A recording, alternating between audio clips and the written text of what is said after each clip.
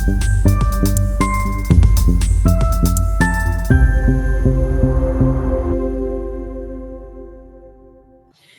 everybody. It's Sunday, October 20th. Welcome in. Hi, Casey, Michael, and Natalie. Thanks for spending time with me today and joining me for a little chit chat about it. I thought we would talk about confidence today because it really ties into a whole bunch of stuff.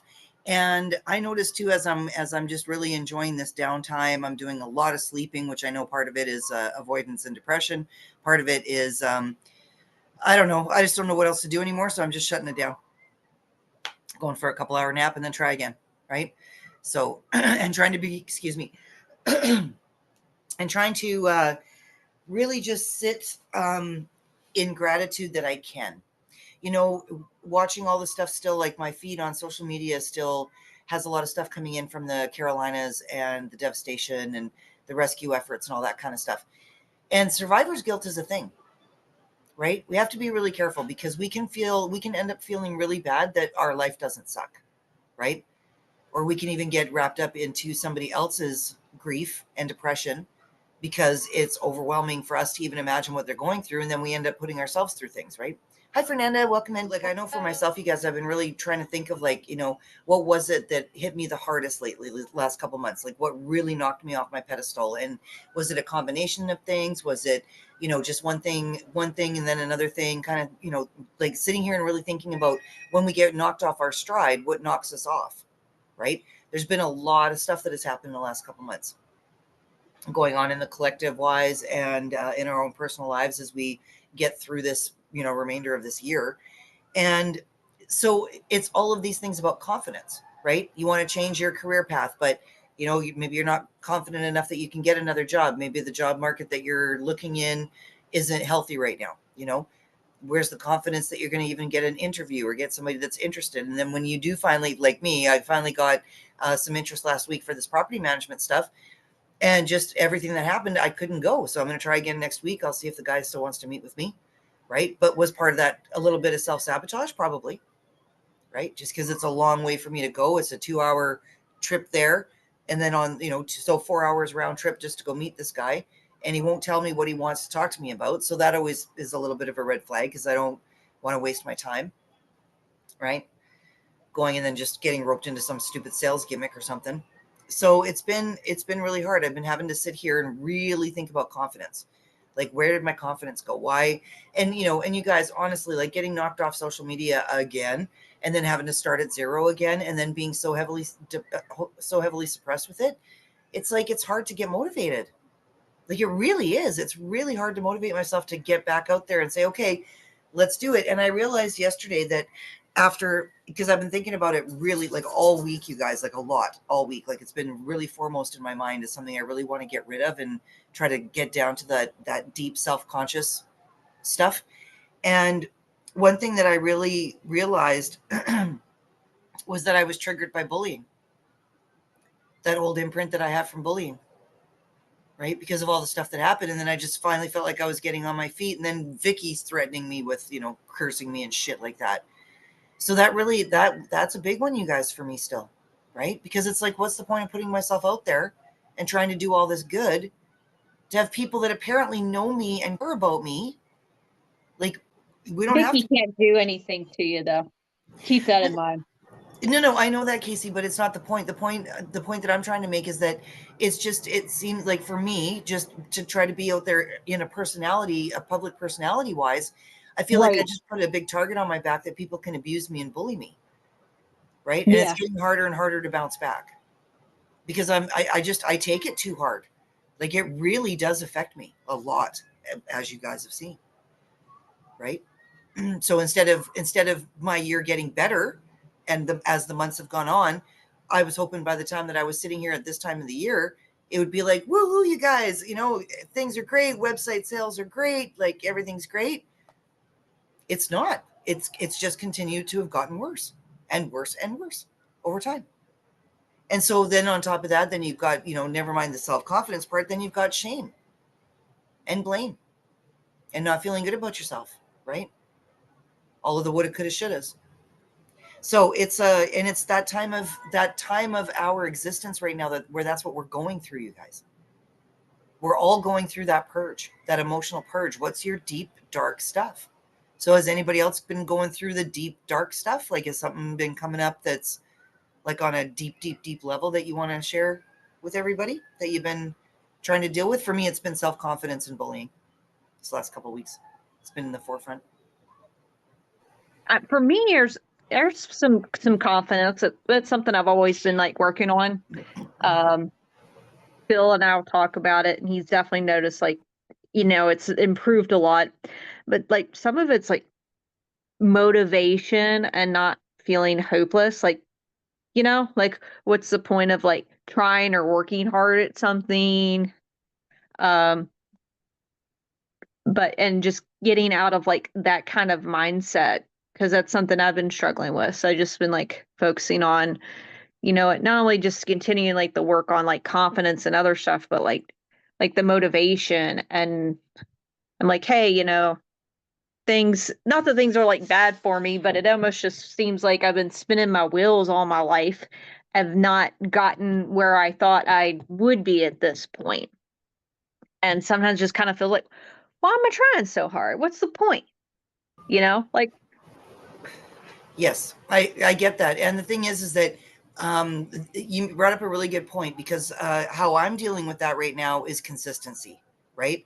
I'm just trying to stay consistent while I figure it out. Where am I going? What am I doing? Why am I even doing all this for? I should be further ahead. What the hell? Like, what's going, like, what am I missing? Right. So I just, for me, I figure if I just stay consistent, right, while I'm figuring it out. So I'm not going to make my situation any worse. I'm still going to show up. I'm still going to make my commitments. I'm still going to be available for, quantum healing and for my classes and stuff. But I'm not going to push anything, right? Because anything right now that I seem to push is met with huge resistance and goes sideways. So I don't know what I'm supposed to be doing right now. So all I can do is remain consistent so that I don't go completely off the edge of stagnancy, giving up, depression, that kind of thing, right? So the main message there, you guys, is just make sure that you're staying consistent, because at least every day you can feel like you accomplished something a little bit, right? Which is good for your self-esteem.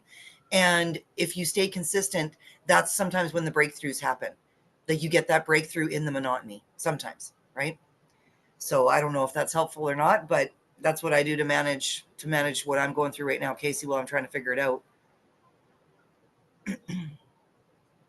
now that's a good reminder. I feel like I've heard that from before, is consistency. Yeah.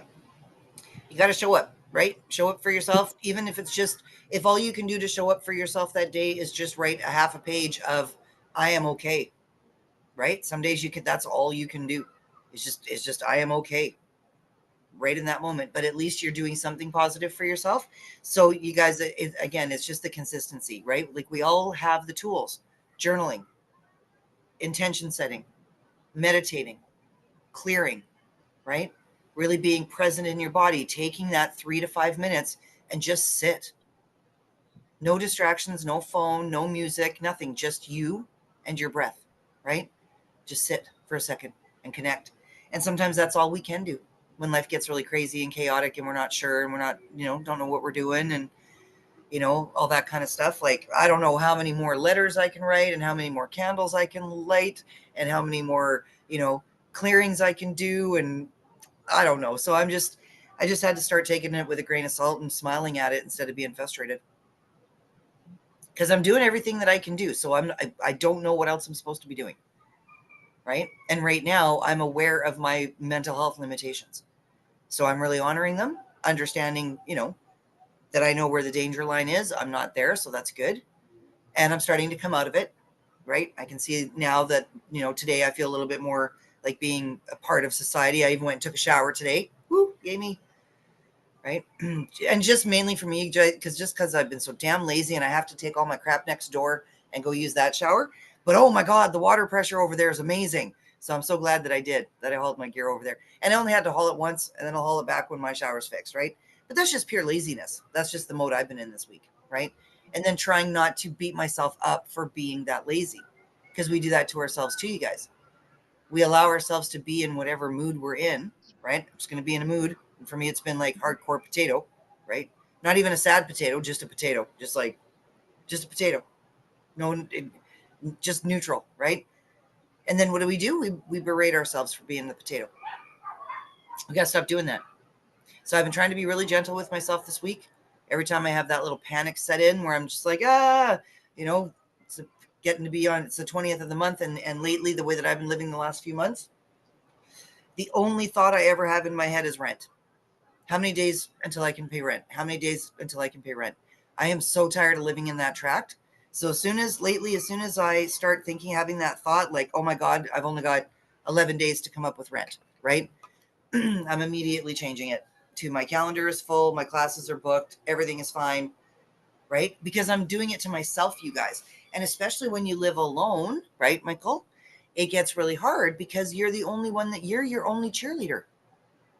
And it gets exhausting, you guys, to try to have to boost yourself up. Or if you happen to be the person in your family, like I'm sure Natalie is, and I'm sure Fernanda is, that it's like the solid pole, right?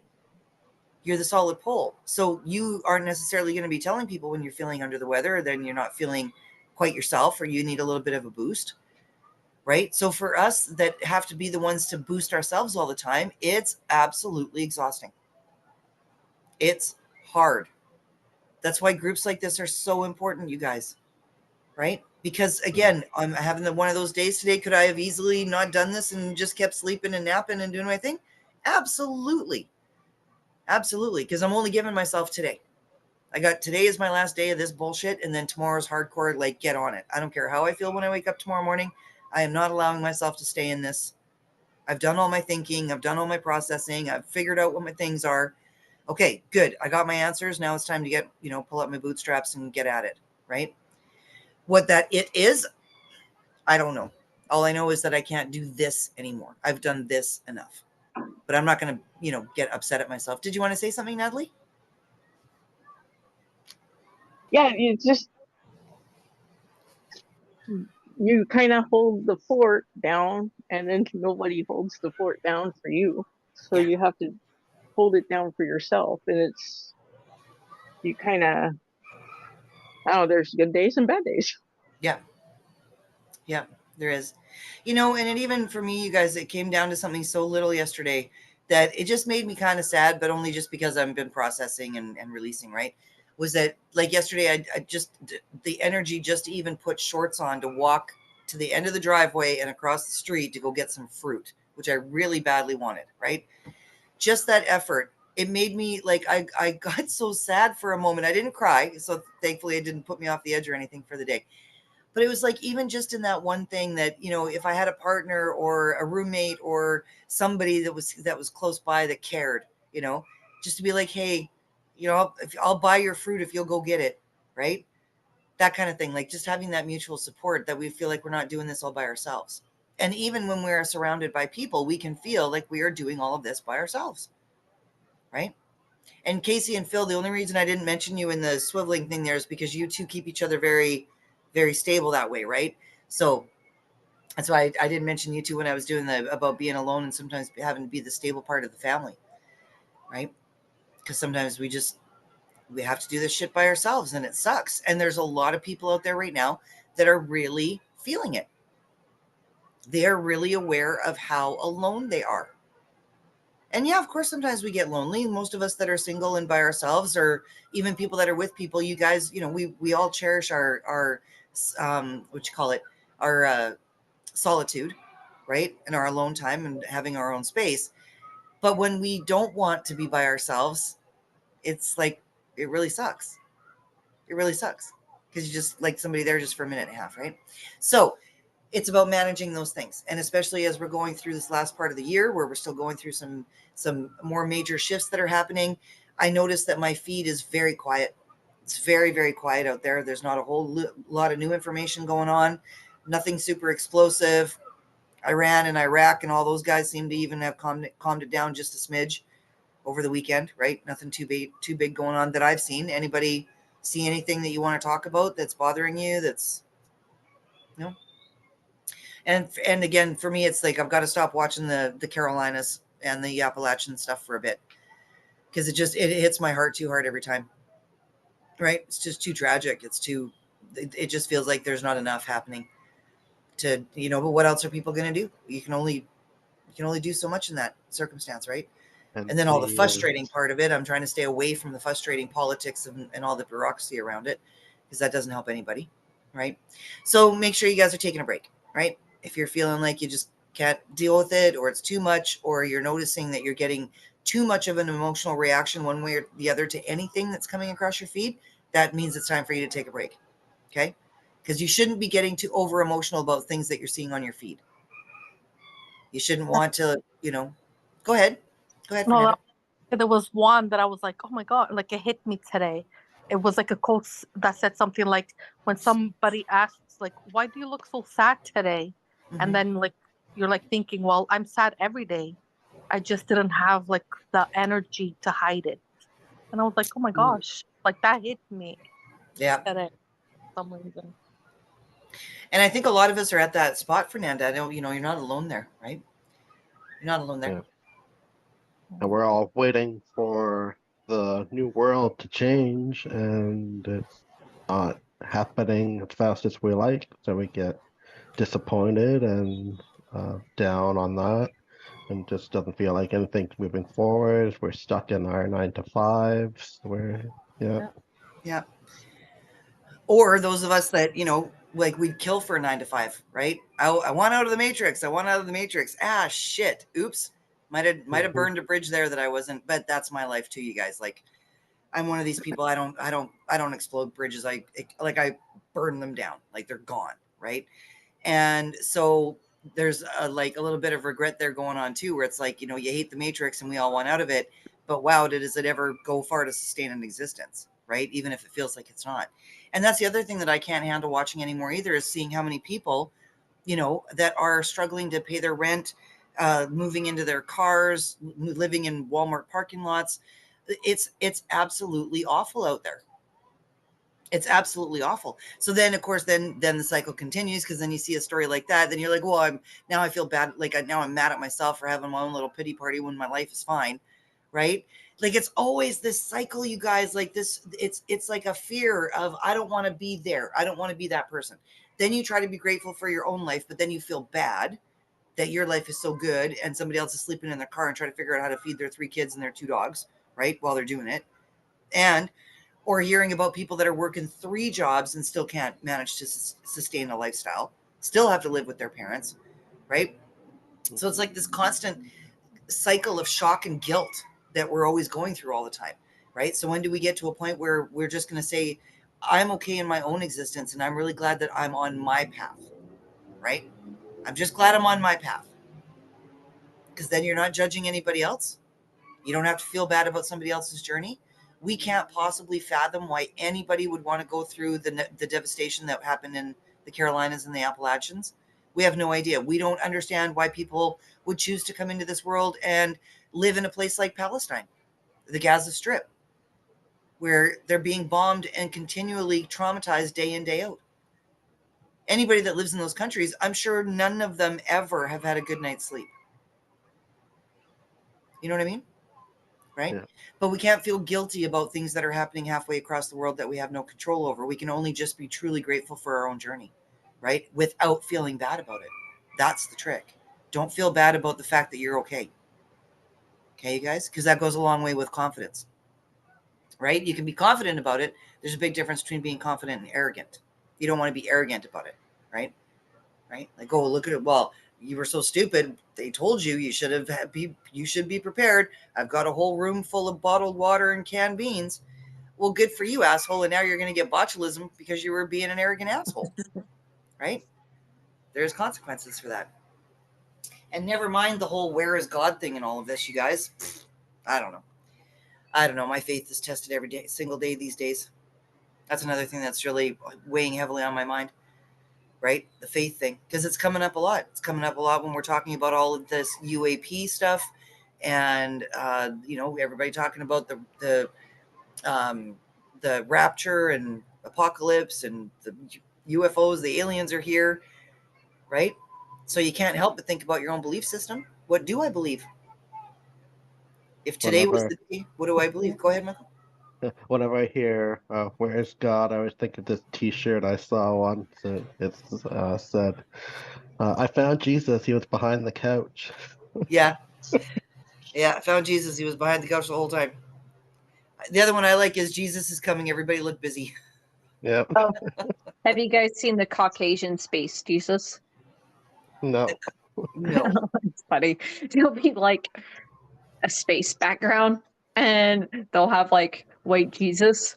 Oh, Like he's nice. like an asteroid or something, and he's coming. But they talk about it from like some scientific perspective, like, it's just ridiculous. It's funny. It makes me laugh every time I see it. That's funny. But we are seeing that religion is being heavily scrutinized right now. Right. And that's the other hard time I have too, is that, like my God doesn't judge somebody else for their own religious choices. I mean, aren't we all trying to get to creator? Isn't that the whole point of all of the religions and things? And you guys, oh my God, I just remember this. Okay. Pope Benedict and Pope Francis. Pope Francis is our current Pope, and Pope Benedict was the one before him. There, and this is where I think that some things are changing, you guys. And this just reminded me of it, talking about religious stuff and how things are changing. But there was a photo, and I was going to do a little Patreon write up on it. If you look at Pope Francis, he's wearing the robes with all of the gold and the symbols, and he's got this beautiful gold throne that he sits on, and like it's all just lots and lots and lots of of ridiculousness when it comes to you shouldn't be sitting on a gold throne. That should go to the people that you have your parish that need to eat, right? That kind of thing. Just what's the word I'm looking for? Like grandiose, like just grandiose with the throne and the clothing and everything. Pope Francis, our current one, you guys, he's sitting in a white leather chair. It could even be cloth. There's no throne. He's wearing white robes, not a single symbol on them at all. And that hit me like a brick wall yesterday, you guys, because look at the tradition that has now come to an end. And now Pope Francis is trying to tell everybody we're all trying to get to God, right? So there is no correct religion. He just came out and said that a couple of days ago. People lost their shit. So Pope Francis is now trying to push the one world religion. And I found it very interesting that he has no adornments, that he's not sitting in the nice throne that the Pope has sat in for hundreds of years. Something major shifted, you guys, when we're talking about the religious part, right? And so for me, I'm having a hard time with the Jesus people too right now, because they're all saying, oh, it's, Jesus is coming, repent. If you're the only way to God and heaven is through Jesus. And if you don't have Jesus, right, you got Jesus, all of that kind of stuff. And I have a really hard time with that, because again, I think I don't think it's up to anybody to judge anybody's personal connection to creator. I get there by being a little bit Buddhist, a little bit Christian. I kind of believe in the commandments are good. Those are good rules, right? Those are some good ones. I believe in those. I believe in the words that Jesus said when they were his words, not a bunch of stories written from the third party perspective, right? That have been mistranslated throughout the years. So I have a hard time sitting with that too, because I don't want to be wrong. I don't want to be wrong. I don't want to be sitting here in my separateness from the matrix and my being so proud of my free thinking and my critical thinking and all this kind of stuff, and then be wrong and get left behind, because that's one of my biggest, deepest fears too. Abandonment, right? Abandonment issues. What if I'm not good enough? What if I'm not doing enough? What if all of the things that I ever did to try to fix everything isn't enough? That's a big fear, right? That hits your confidence level. Because then I sit here and I go, well, for all the work that I do, all the good that I am trying to do, just to get bullied and harassed and cursed and shut down, right? Is it worth it? Is it worth it? Because the universe sure isn't showering me with gifts to let me know that my pain and effort is worth it, right? Maybe that's your test, like you're doing good for so many people, and maybe that's your test, because we don't know which the true religion it is.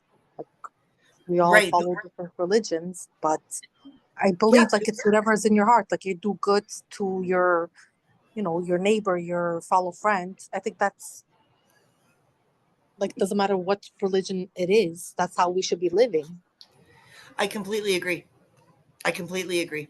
So, And there is no, like, that's just an idea. That's not a deity. Do you know what I mean? It's like there was a conversation that came up that people said, oh, well, if they didn't have Jesus in their life, people that don't have Jesus don't know how to be moral. Okay, well, then the flip side of that is just because I don't follow a religious person or a deity, does that automatically mean that I would not have morals? Because we look at a lot of the behaviors of some of the Muslims and the Christians and the Jewish people, whatever, pick a religious label, right? They're not all pious and perfect and Nope. right.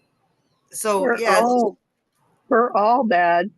I mean, we have our good points, but we all do wrong. yeah, It's just human nature. That's how we're designed. yeah. And our gifts, sometimes we don't realize the gifts we're being given.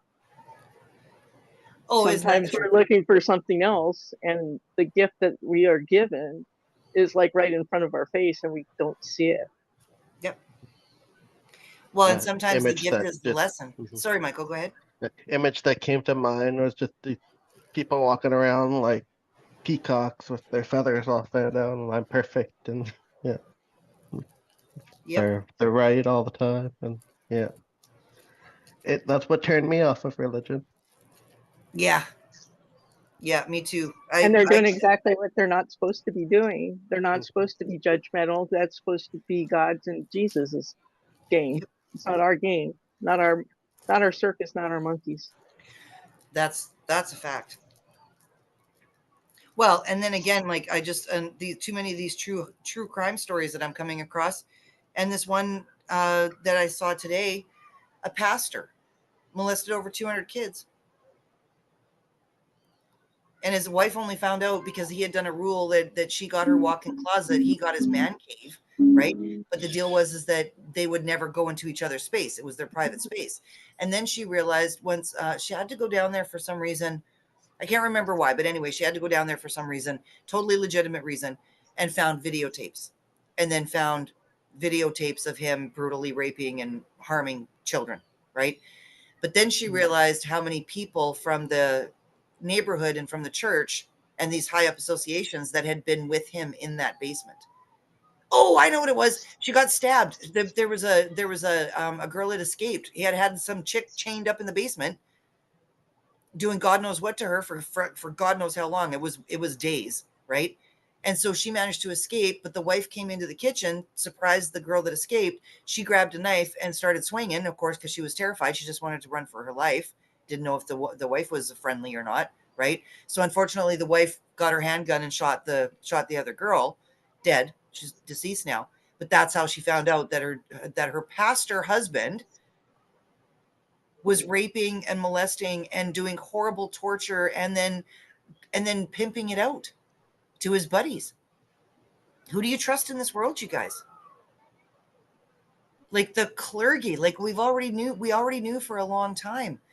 But there's so many more of these stories coming out, you guys. It's hard not to be mad at God. It's hard not to say, what the hell? Like, where are you in all of this?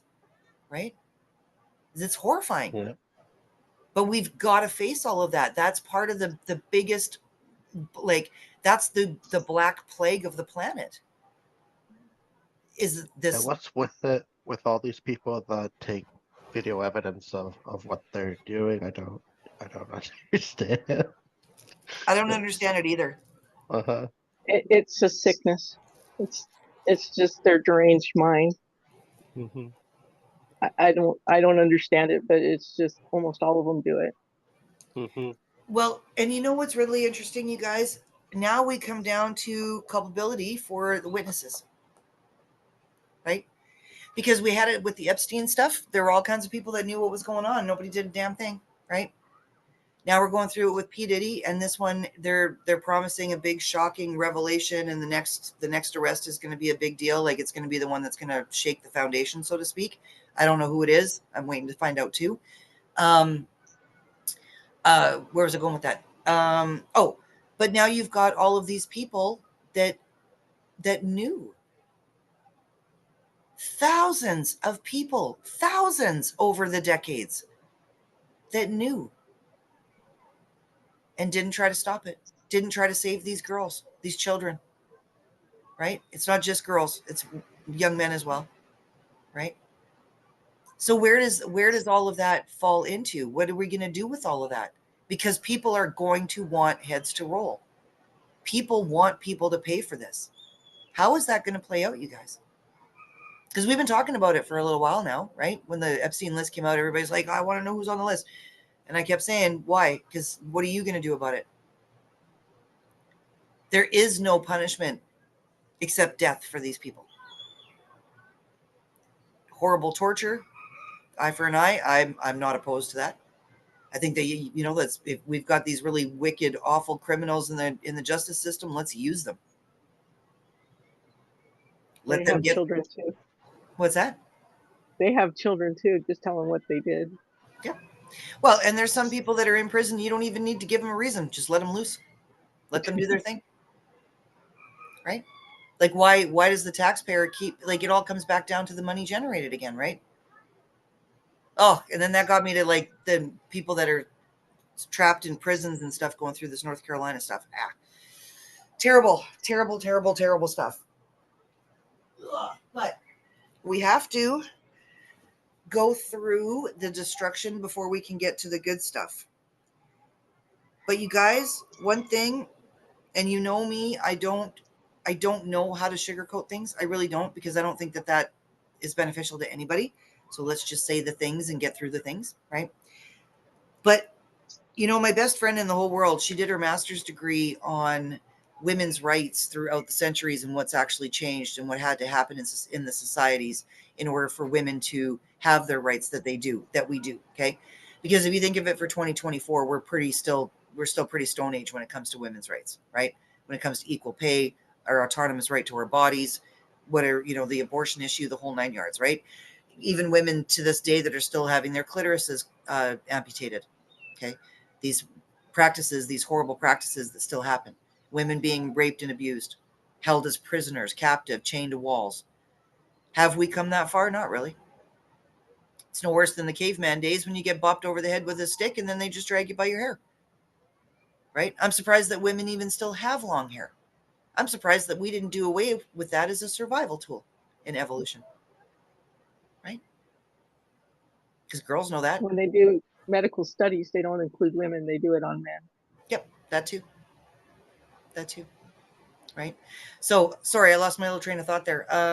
Just talking about the public is going to want to see hangings. They're going to want to see people pay for these crimes against children, right? And all of the organizations that are coming up, like, Agape Rescues Children, Amelia Wright, Kathy's organization, myself, we're all ready to rock and roll, right?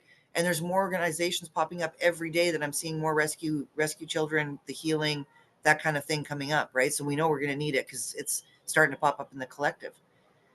But how are we going to manage that, you guys? People are going to want to see heads roll, and look at what happens. It's the same shit. Everything gets put under the rug, or we get distracted by something else.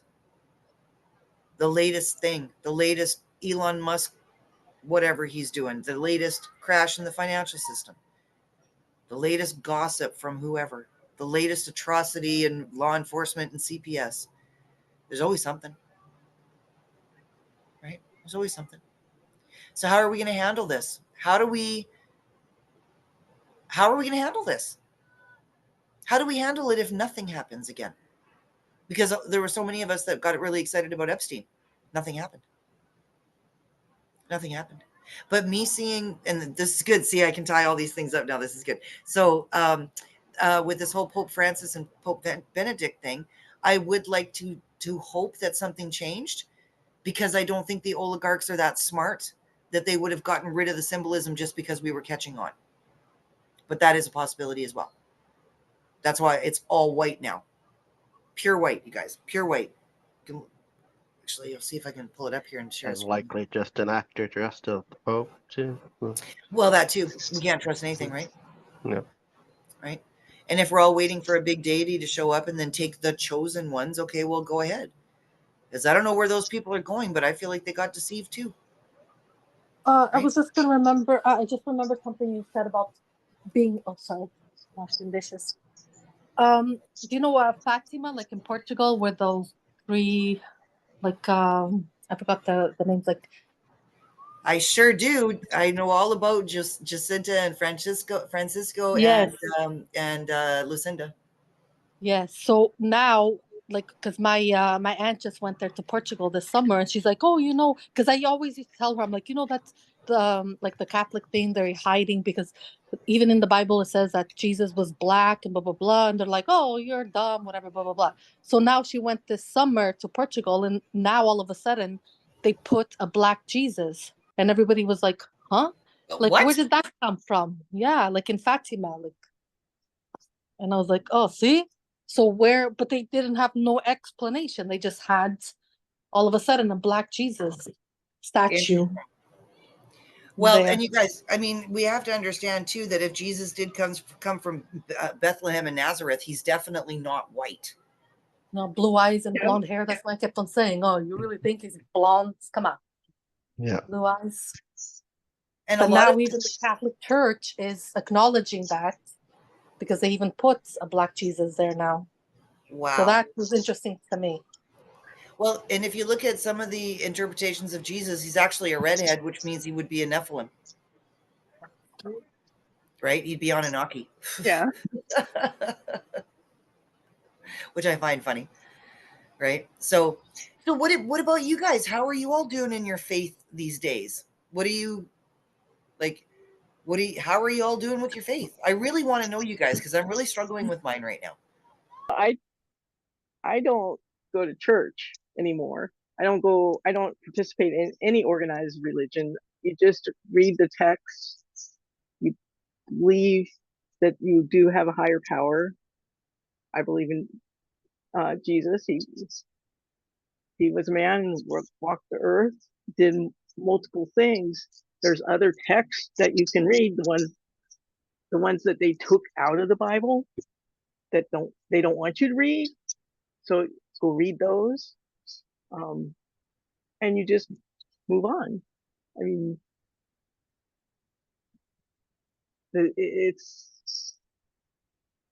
it's really hard when you realize that religion is so, I don't know, um, I can't think of the word, controlling. They want to control everything you do, control what you think, control what you say, control your money, everything.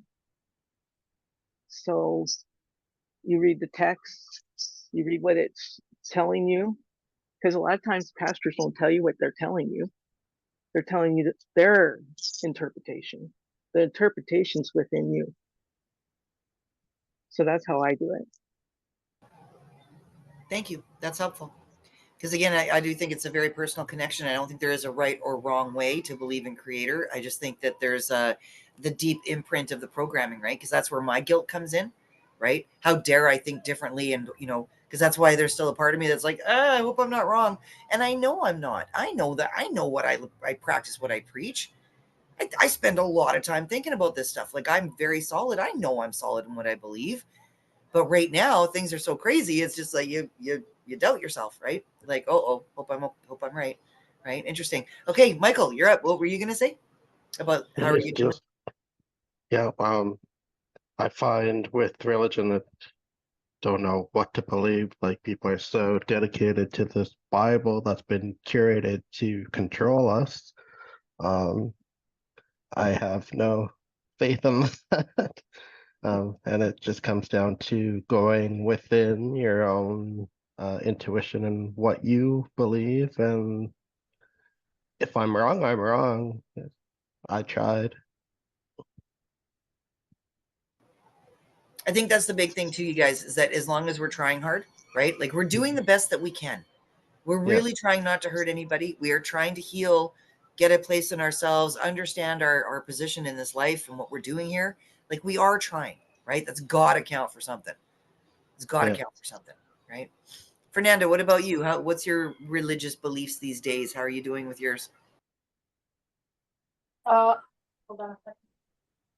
Like I said before, like for me, I don't believe, like I was born Catholic, like I was raised Catholic, but I don't believe like in one specific religion. I like there's a lot of them that I like, not that I believe in, like I resonate with. So I don't really necessarily believe in religion. I believe in people like us. Like we should, the way we are, the way we treat people, the way we live the life, the way we try to help. That's how I think Jesus, God, wanted us to be. Because wasn't he born a Jew? And then how did we get so many Catholic, Christian, Buddhist, like all these other religions? So that doesn't make sense to me. So I don't necessarily believe in religion. I believe in people. Like That's we good. are.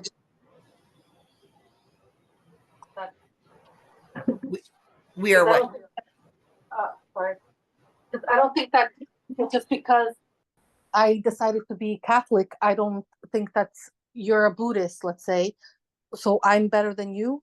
No, I'm gonna go to heaven and you're not, or you're Muslim and I'm Catholic. So see, I don't believe in that because Jesus loves everybody.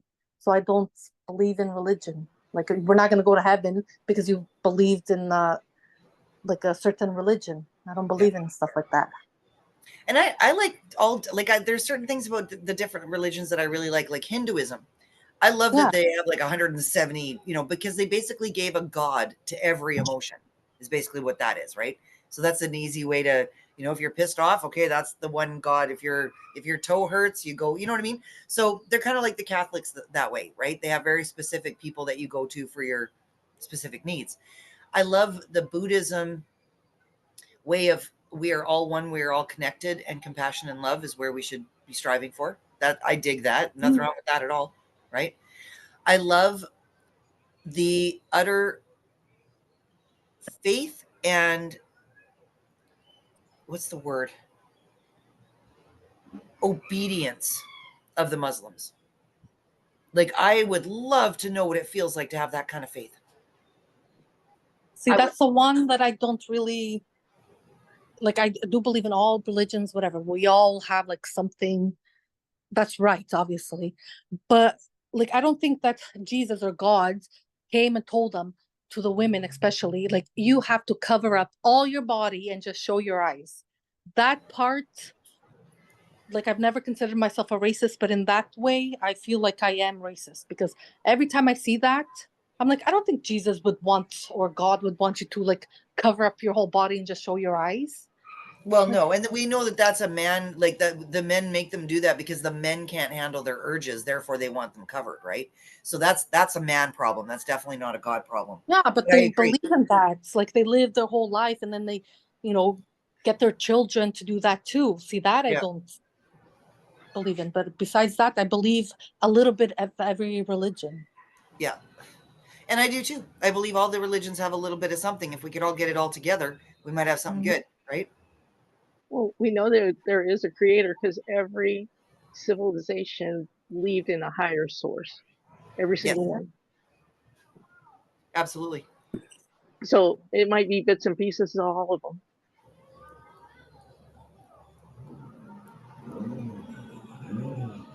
Well, and again, it all comes down to what is the tradition, right? What have we been taught? What are our cultural differences? All these kinds of things. So it's hard, you guys, like, because that imprint is really strong and it's generational. It's literally written in our DNA, right? So, and so for Casey, what about Casey and Phil? How are you? Like, and I know Phil's side a bit, but how are you two doing with all of that? Is it more of a just a meh? Like, because I actually, I think I do know how you guys feel about it, but everybody else might not. So Casey and Phil, what's your take on all this religion stuff? So I guess, what are you asking us? What's our opinion?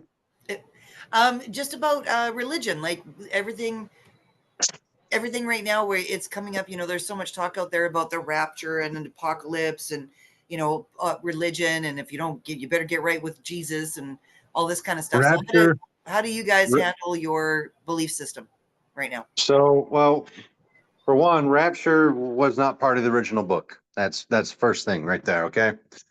That was in the, what I call the New Testament, or the gentler book, as it were. So that wasn't in the original story, so to speak. As for how we handle religion and stuff, it's like I tell people, do I believe in God, the devil, all that jazz? Sure. I've seen enough, done enough, and dealt with enough to, I would be completely lying to you if I said I don't have some belief in that. Now, I disagree with a lot of the teachings, because a lot of the teachings are cherry picked. A lot of the teachings are, well, we're going to focus on this, and this is my interpretation, so I want my entire congregate to follow this interpretation. But, I'm only going to, much like how people do quotes, they only quote the first part, but not the other part. Oh, yeah. So, you right, yeah, like the part about how, the wives, right, like wives need to obey their husbands, and then they put the whole thing on there, like there's, the husband is basically God in the house, so to speak, and you can't defy him. And then they leave out the total part on how, if the wife's going to, be there for the husband also needs to make sure that he protects the wife and takes care of her and does right by her. They leave that other part out completely. There's Well, that. And then, if you look at it, the feminine's pretty much been wiped out of the biblical. yeah, books, they have. right? Oh, yeah. Yeah, they have. And then, back to what you're saying about, or somebody was saying about, especially with the Muslim belief system and whatnot, where how the women have to only show their eyes and stuff like that, depending on what version it is and whatnot. That's actually been completely warped and whatnot. If you look back to the 60s and the 50s and even the 70s, places like Iraq and stuff like that, they were not too different than America at the time. And it wasn't until I call it the religious coup happened, where all the so-called holy men got in charge, and they decided to start subjugating all the women and everything like that. So, and then if you go even further back in the book, the original books, not what I call the radicalized books, it actually says that, men and women are supposed to cover up. That way, there's basically, in a nutshell, everyone covers up to not distract or detract from one's character. So that was applied to both men and women, not just women.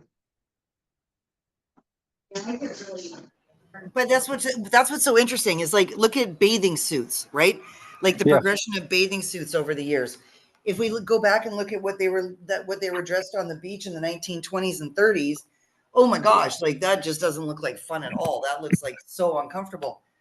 Right. But yet, if we're supposed to cover up, like, I always wondered why it was perfectly acceptable for men to walk around and not have to worry about wearing a shirt. And, they're not worried about covering up their butt crack when they bend over, like the plumber's butt joke, right? All that kind of stuff. I always thought it was very interesting. Like, if you judge a person's character by what they are dressed as, isn't that one of the biggest no-nos in the Bible? Because Jesus said, don't judge because you don't know if I'm going to show up as a beggar, something like that. Exactly. Right? Yeah. So much hypocrisy in the religious stuff. Oh, there is. And that's why I tell people, if you're going to follow religion, go for it. That's fine. But, don't get blinded by it. Don't lose yourself in it. Yeah. Use logic. I always ask questions. Any religion that shuns questions is a religion that's not worth following, in my opinion. So any religion that welcomes questions is a good one, because then that's a religion that makes you think. Basically, they're using religion as a tool to help you live a better life, not to enslave you. Right. I have a friend that I grew up with many years ago, down in Florida. His family was very religious, Roman Catholic, but they weren't like, oh, you don't follow the religion, we can't talk to you, can't be friends. They weren't like that at all. They were very welcoming, very understanding, and they very much followed the Old Testament ways of things and some of the New Testament. But the thing I loved about that family was that they were always happy to have their beliefs challenged. And what I mean by that is ask questions. We'll be more than happy to educate you on why we do the things we do, why we feel the way we do, why we believe the way we do, and why we think this is the best for our family. They were not the ones that would be like, oh, you're a non-believer, you're going to hell. They weren't like that at all. They were just like, the book says this, You know, we're just trying to follow the word as best we can. And everyone's welcomed. And as long as you're a good person, you're welcome in our house. See, that I can get behind, right? That I can Yeah. get behind. And I always used to come up with gee whiz things. And the thing is I never once got him to get stumped on any of my questions. And my questions were legitimate, but I always added a little humor to that and everything. And anytime I asked him a question, he always had a logical response based on the word and a logical interpretation of the word. It wasn't well, this is what I feel. It was like, no, this is what it means. Mhm. And then he goes, this is what it means to me. Yeah. So he was real good about that. We're still friends to this day. And yeah, no, he's always a fun one to talk to about that. Oh, cool. Well, and that's nice that when you can have somebody that you can have those conversations with, right? That actually they study the Bible, they have a very good foundation in it. They're not fanatical about it, right? No, Just to be exactly. able to bounce these questions off of, and that's what we need more of, right? If you want to lead more people to Jesus, well, be a little bit more open about having the conversations. Exactly, and you know it's what they say. Well, you attract more flies with honey than you do with vinegar. Yeah. Yep. They all seem to think the vinegar works. Yeah, so you know, like just being spiteful and nasty to anybody that doesn't follow your line of thinking and whatnot. It just goes right into politics. Same way with politics. You know, it's why I consider myself to be a pretty open-minded, pretty neutral person when it comes to having talks and whatnot. Even if my own beliefs get challenged in the process, because you never know, I might learn something new. You know, I've talked to, you know, extreme lefts, extreme rights, down the middle, a little far to the left, a little far to the right, center here, and all that. And the common thing I find is that if you have your head so far up your ass and you're not willing to actually have a conversation and be respectful about it, you're not going to get anywhere, and then you're really not worth talking to at that point. Yep. Well, yeah, there's no point in having conversations with closed-minded people. You never get anywhere. Right, but you know, sometimes you got to try to have a conversation with those people because they may just have their heads so plugged into all the narrative that's going on and just being blinded by everything where they just may need somebody to come into their life that just challenges them so much Yeah. where it just shatters what they've been led to believe and start to force them to think for themselves. Oh yeah. Well, I Because wasn't saying don't talk to people like that, but yeah, I know what you mean. right, because in my opinion, if we're gonna go and be on the line of say that you know, let's go on the line that you know Jesus is the one true yada yada yada. Okay, let's just say that for example, right? Let's just say none of the others like Hindi, you know, the Muslim religion, all that. Let's say none of that exists, right? Let's just say that the only true thing is Jesus, right? Well, I can tell you for a fact that Jesus was always somebody that was like, you know, lead by example, very much, you know, do unto those as you want done unto you. And that what that basically means is treat people with kindness if you want to be treated kindly in return, you know, and he was always about that. And he was also not afraid to, you know, flip a table and beat somebody with a belt if need be. But, you know, on the same note, he was very much like, you know, love, you know, and he was, and I'm going to say it and this might offend some people, but he was a hippie. Not a bad hippie, but a hippie in like peace, love, and understanding style. Yep. And a lot of people get mad when I tell them that. I'm like, he was a hippie. He was all about that peace, love, understanding, love your neighbor. You know, don't fight each other, talk it out. Yeah. I agree with you. But with that also being said, I believe all religions share common themes with each other. Yes. I also believe that all the religions are right and they're all wrong at the same time. Yep. I think they all have a little bit of truth. Yep. Well, as I said to my friend, what's that? That's exactly what I was trying to say, but you said it better than me. Yeah. Oh, okay. Well, there you go. I was also going to say is I actually brought that talking point up to my buddy before, and he says, I said, I bet you if you take all the books, all the main books, you know, the big ones at the time, this was over 20 years ago. I said, I bet you if you laid them all out, you could find that at least a third of every book is in a third of every other book. Probably. And what I mean by that is the stories are the same, but the characters are different. Well, that's what some people say with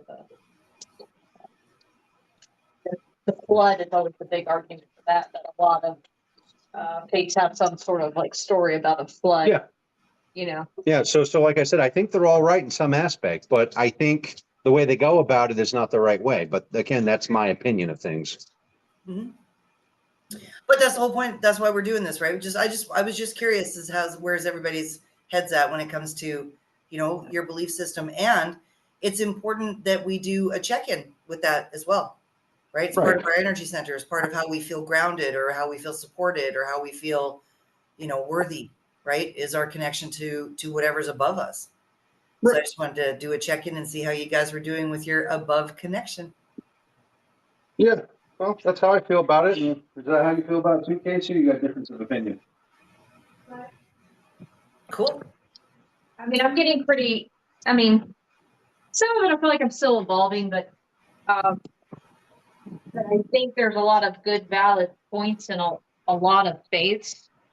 And I just think it's better to think of them as a faith. Mm-hmm. But I've always looked at faith as a guide, not the way.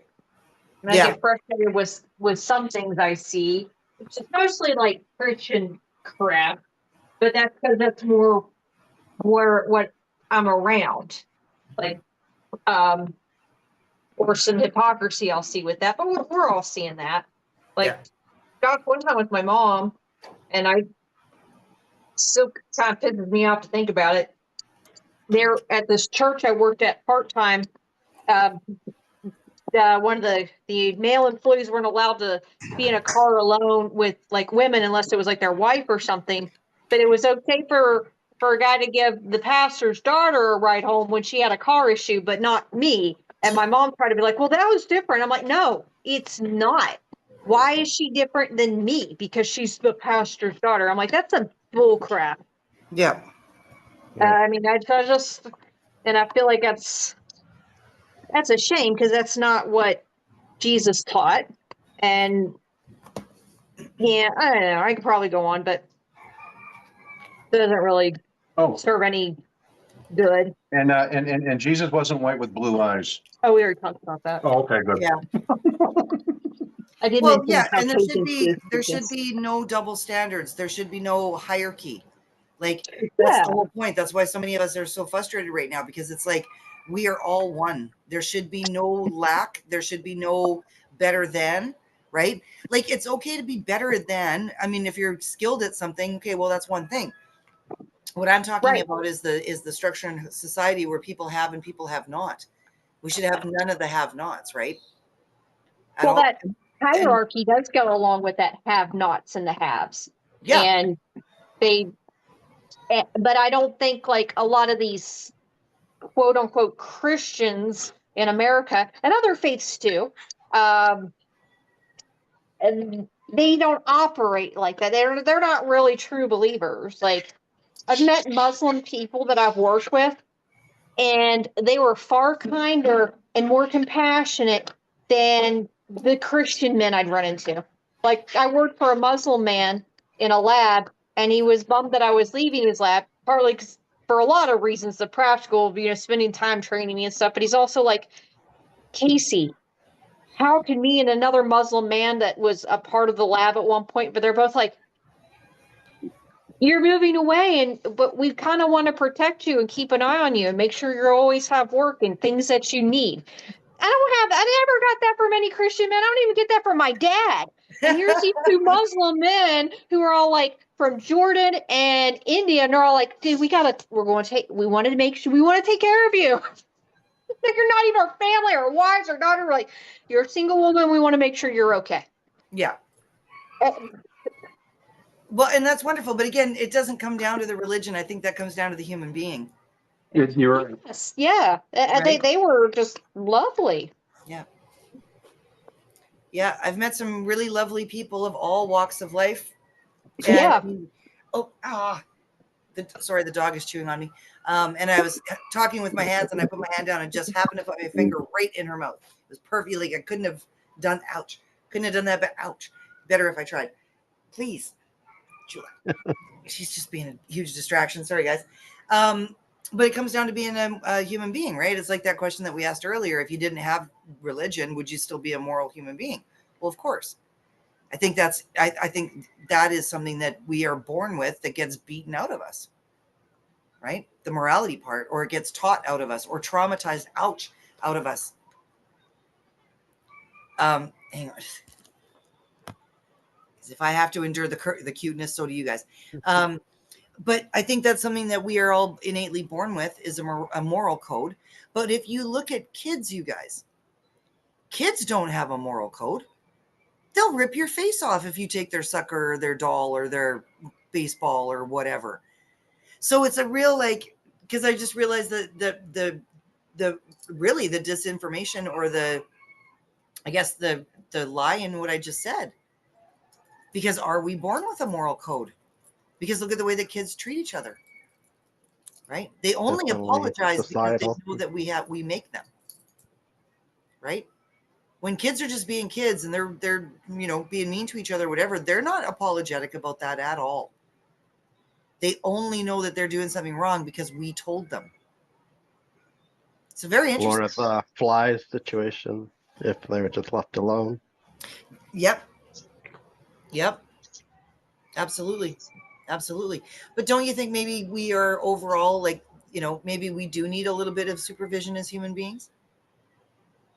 Maybe somebody should be saying, hey guys, this is right, this is wrong, this is what's tolerated. Because I mean, look at the world that we're seeing right now, you guys. There's no way that that's the hardest part about all of this stuff with the trafficking coming out. And even in my own studies over the last 20 years, it's hitting me right now, is the scope of this. How many people are actually involved, how big this really is. And so it really does make you sit there and question humanity, because how could any decent, normal human being do what these people are doing? How could any parent do that to their own child? Whether they're doing the act themselves or they're pimping them out to their buddies and their business associates or complete strangers on the internet. Young mothers are selling their babies for literally like $1,000 and putting these babies through horror that they can't even fathom for that $1,000. Like, when does the evil stop? And I think part of my heaviness lately in my soul has been, when does it stop? How does this stop? Because it's so bad, you guys. It's so bad. It's so bad, right? So when does it stop? But- When do we return to a place? Have we ever been there? Have we ever been, as a species, in a space where we were taking care of each other and not the way No, that but we a lot of times it's addiction. It's not even like they don't even know what they're doing. They're not even thinking if they're doing right or wrong. It's the addiction taking over. And Yeah, then, but like you addiction said, to what? to drugs, and then their brain doesn't function the same. Yeah. Like they don't think because they don't think that they're doing anything wrong. Yeah. Yep. Well, all the things that we associate with the Luciferian side, right? Money, power, wealth, prestige. I'm sure there are some nice millionaires out there and billionaires out there. I don't know where they are, but I'm sure there are some nice ones that aren't a bunch of, torturous human beings, right? Being on the really low end of the scale. I'm sure they're out there. And I love that we're seeing humanity come out in its best and highest form right now. But you guys, I know we're all feeling it. We're just like, can we please just have the big collapse and let's just get on with rebuilding? Like, enough. Like, we already know enough. We really don't need to know anymore. We just need to know what we do know, and know that it's got to stop. It has to change. All of it. The judicial system. Sorry, Michael, go ahead. The unfortunate balance there, though, is there's those people that are still asleep, and they're just gonna be beside themselves if everything just comes out in one big chunk for them. It could be the suicides and the Oh, and I think that's absolutely something that we're going to have to be dealing with here in the next couple months as well, right? I think this Christmas, you guys, is going to be really hard for a lot of people, and I've said this before, right? And I don't want to not belliger. That's not the word I'm looking for. I don't want to beat it over and over again, But I do think that this Christmas, unless something really drastic changes between now and November, and especially after the results of the United States elections, I think this Christmas is going to be really hard for a lot of people. And you guys, I cannot say that I'm not upset and worried about this whole EEE lung walking pneumonia lung issue that's out there now. A lot of people are getting it, you guys. A lot of people are starting to die because they have pneumonia. They're not being treated for pneumonia. They're being treated for COVID or flu-like symptoms. They're being sent home. The kids can't clear their lungs. People are dying right now with this thing. And it's, is it the byproduct of the shot? Is this now the result of what people took and put into their systems? Right? What's the common denominator of all of these people? And it's not being discriminatory, you guys. It's hitting everybody. It's acting like a really infectious flu, and it's literally a walking pneumonia. It's a concern. So between that, and we got that on the rise right now, and then this year with people being financially as crippled or hard as things have been, Christmas is going to be a big bone of contention for a lot of people, right? Providing for the kids, toys, all that kind of stuff.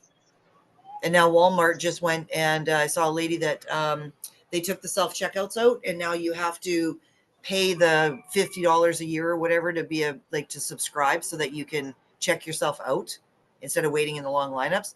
We're going to see the big retailers are going to go down too, you guys, right? So what are parents going to do this Christmas? They can't afford it. Are we going to see a bunch of people that'll finally snap into reality and say, okay, how about we just dispel this whole Christmas bullshit now? Right? The reason for the season, if you're not a Christian, you should not be celebrating Christmas. Period. End of story. It's just like, I'm not Jewish, so you're not going to see one of those, the thingies, the light things. Right?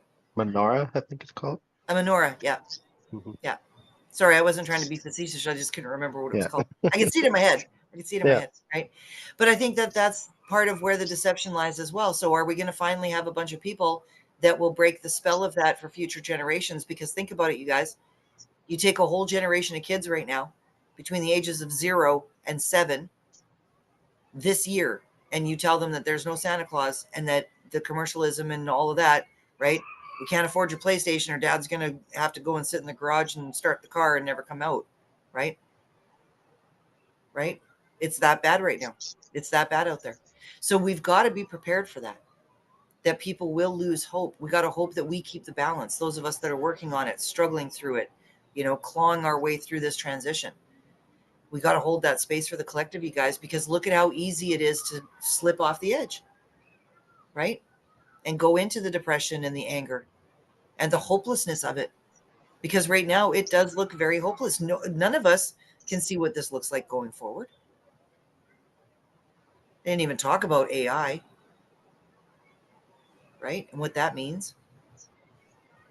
Because it's coming. We have sort of a blind faith too, believing that the world's going to change for the better. If you really look at it realistically. Yep, absolutely. And me, you guys, I'm always asking the question, where's the deception, right? Where's the duality? And so I get very frustrated lately because I worry that a lot of the new age movement, it makes a lot of us feel better and we're doing our thing and trying to stay in our frequency and all of that kind of stuff. But where's our manifestations, you guys? Where's it happening? Where is it showing up? Where do we get rewarded for our consistency and our belief, right?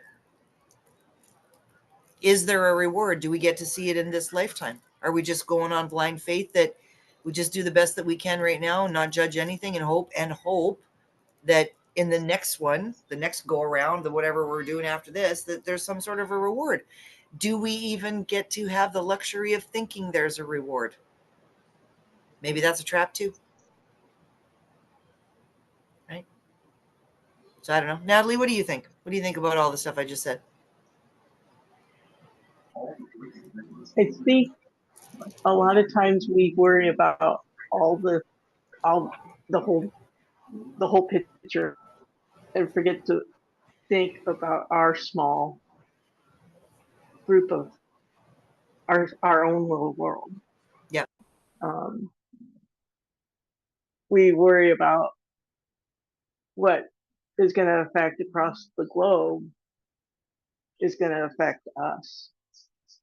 And we have to be, I don't know, have the strength to say it's going to be okay and that we need to manifest that it's going to be okay. I've always had the belief that God will always provide. And I've never been without. I've never gone hungry. And there was some sketchy times that I should have gone hungry. So we just have to keep on keeping on and go with the flow. Yes, and be grateful for the little things each day. Mm-hmm. Right. Because, and again, you guys, like it's this, and I don't want to call it a deception because I don't want to minimize anybody that is doing their manifesting and that it's working for them, right? Because then the alternate argument there is, well, what are you doing to block your manifesting if you're not doing it? Except that I watch a lot of TikTok, way too much. Like it's gone beyond like way too much, right? But I've always got it on in the background. So I'm scrolling and doing my thing, whatever. And I still see a lot of people talking about how to manifest, but I don't see a lot of people out there talking about the proof of their manifestations. Are we thinking about it in too big of a grand term, or are we not looking at the little things? Are we making it too big, right? Is it time to pull it back in and just be grateful for the little tiny things every day, right? I didn't go hungry today. I didn't have to sleep outside today. I had support and love today, right? All is well today. Pull it back to that. Because I don't know, you guys. I mean, as it's just like when you're dealing with the microcosm, the macrocosm, and then everything in between. There's if you can start getting bogged down by the enormity of all of it, the quantum physics and the fractals and the like. Oh my, like it's too much. It's not possible to know all the things. It's just not possible, you guys. And even if it is possible, I don't even know if I'd want to know all the things. I already know enough that I'm confused.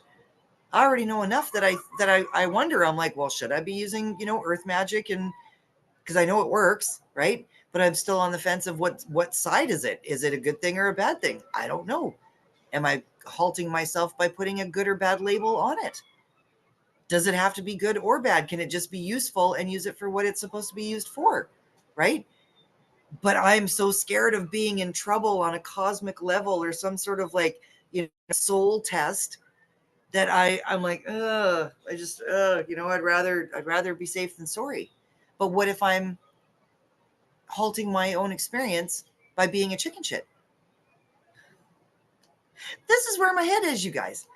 This is me all the time. This level of like this back and forth, this balance, right? So when I say I'm a true Libra, I mean it. Like I'm constantly in this, but what about this? But what about that? Right? So it's hard because then by the time you go through all of that, you're just stagnant and then you just go to bed. Just like, try again tomorrow. Try this thinking thing again tomorrow, right? So like Natalie said, sorry to interrupt you. Like, no, go ahead, please do. Like, there's times, like she said, that she should have not had food or whatever. Like, we've been fortunate, I hope all of us have been fortunate enough to have like food. Well, not every day, but sometimes, because I've gone without food many times, but I've still survived. A shelter, that's most important. But for me, it's like when you stop believing, then that's when like you have no more hope. Like there's like if you don't believe or if you don't hope, then Jesus is gonna be like, okay, so I give up on you. You gave up on yourself. I give up on you, kind of thing. Yeah. So well, we can't give up hope, you guys, and that's a good point. But again, it brings us back to like a deity keeping score, right? Because the one concept that we can't wrap our heads around, I don't think, because I'm not seeing anybody doing it, I'm trying, and I know we're all trying on some level, is to wrap our heads around if we are creator experiencing itself. Okay. So every single one of us walking around on this planet is just the creator having a grand old time experiencing itself. That makes no sense, because then the creator knows all of the evil stuff going on, and why would he permit it? You'd think he would turn us all into a bunch of renegade Avengers that would be out there kicking ass and fighting for the good guys and fighting for the glory of the children and all that kind of stuff, right? Yeah, Jesus suffered too when he was here, right? So Yes. he's giving you a challenge, and if you're not strong enough to deal with that challenge, then he's like, you're not my strong soldier. Right. I'm But isn't gonna- the whole argument is I'm not supposed to be that strong? I'm supposed to give it back to Jesus? Yeah, but you have to fight a little bit too, not have it easy. Like if Jesus came to you right now and like gave you like, oh, here you go, a mansion, like cars, whatever. What are you gonna do with that? You might help like a few people, but are you gonna be like really growing, like really like learning anything? Oh Like, no, I think the materialism part of it is a completely separate conversation as well, right? Because okay. there's that part of it too. There's the faith in knowing that you are supported no matter what, even if you can't see it right in front of you. You just know everything's going to be okay, right? And then there's the material side of it, where what are we asking for, right? What are we truly asking for? Because anybody that's in this group, you guys, none of us are asking for mansions and Lamborghinis and Ferraris, right? None of us are doing that. And even if any of us had that kind of money, if all of a sudden the magic genie showed up, or all of a sudden, Jesus popped in and was like, okay, here's your $5 million, go hard. Here's $500 million, go hard. Do whatever you got to do. I know every single one of us would turn that money into humanitarian efforts. I know every single one of us would, whether we're going to do more animal sanctuary, we're going to save more homeless people, we're going to feed some people, clothe some people, whatever the case may be, right? All of us would do something with it that was of service, Yeah. right? But what I'm trying to say, like, but within ourselves, Yeah. we would still not be happy. Like we would still, something would still be missing in us. Like it would still not fulfill us. Right. Like, I don't know. See, I have like bad word. Like, I know exactly what I'm trying to say in my head, but like in words, it comes out. It's like the second language in my head. But like No, meaning like You're right. we You're right, always Fernanda, think like though. Mhm. we want like we want, but then when we have it, it's still not everything that we wanted is still not going to make us happy. right. And then that's why like Jesus is probably doing that as a test for us. Like, you know what, I know you want this, but I know you can do so much more with nothing. And some like you have to struggle a little bit to make you stronger. Right. And I completely agree. I think that if we didn't have any struggle or suffering, we wouldn't grow in our soul journey for sure, right? But come on, like it'd be nice if we could all have a nice little treat that somebody's Of paying course. attention and like being like, here's a little prize for your efforts, right? But in other ways we do. Like if you think about it, like there's so many people right there. Like if you go into like a hospital right now, there's so many people that want to live so much and they can't. Yeah. And we have the gift to live, and sometimes we're struggling, but we have that gift. Other people like they have that gift and they just take it away. Like they just don't give a shit. They have everything, like that Liam guy, who knows if he committed suicide or not, whatever. But there's like so many cases like that. They have everything. Yeah. They can help so much, and boom, this is not for me. So see, he was not strong. Like God gave him everything that he wanted or would need in this life, like the life that we live. But in his soul, like in his, I don't even know how to say, like his, like mental, like fulfillment, that was not enough. No, you're absolutely right. You're absolutely right. Look at how Robin Williams was the same, right? Yeah. And some people, when they get diagnosed with a really bad disease, they don't want to deal with it. They don't want to put their loved ones through it, so they check out, right? They exit out, self exit. And I think that people that get to that point, you guys, it's something where you know, anybody that calls anybody that kills themselves a coward, I've never resonated with that. No, me Because neither. No. I think it's one of the, like, it's one of the bravest things that you have, like, you have to override your own survival switch, right? And when people get to that point, there are people that freak out in a moment, and you know, if they had been sober or not freaking out, it would have gone totally different. There's those kinds of things. There's the accidents where people are just really trying to say, I'm just desperate, I need some help, I don't know what to do, and unfortunately they turn fatal when they didn't really have to, right? I do believe that there are those kinds of accidents as well. But when a person makes that choice that they are going to take away their own existence, it is something that I only believe that God's journey can judge. And I do believe too that if we are all on our individual path here to experience something, and somebody chooses that that's how they are going to end this existence, that's also part of their path. That what, for whatever reason, whoever's involved also needs to deal with the concept of suicide, right? But that's okay. So like, see, that's what I mean. Like, you know how they say like God chooses his strongest soldiers to fight Yep. for him. Okay, he's not gonna give us everything. He's gonna make us suffer, right? Like not suffer, but he's gonna make us work for it. So this is us. Most of us, like we live day by day, but we're still here. We're still talking to each other. Maybe like one word that, you know, Michael will say to me today is gonna like make me think for the rest of the week or the month, and I'm gonna be like, oh my god, yeah. Or like, you know, one word that I say, whatever, like it's just like I have like trouble finding words to No, you explain don't. what's in my Fernanda, head. but you don't actually. You're doing just fine. You're doing just fine. We're just listening. Yeah, but I'm just saying, like, we have to like be thankful for what we have and never be like, no, oh, I've been in that, you know, that lowest of the lowest of the lowest points, but I'm still here. Like, there's times that I wanted to give up, Yeah. but I didn't give up because I knew I had something to fight for. I had like 3 kids to fight for by myself and whatever. So I think God sees that as a strength in me.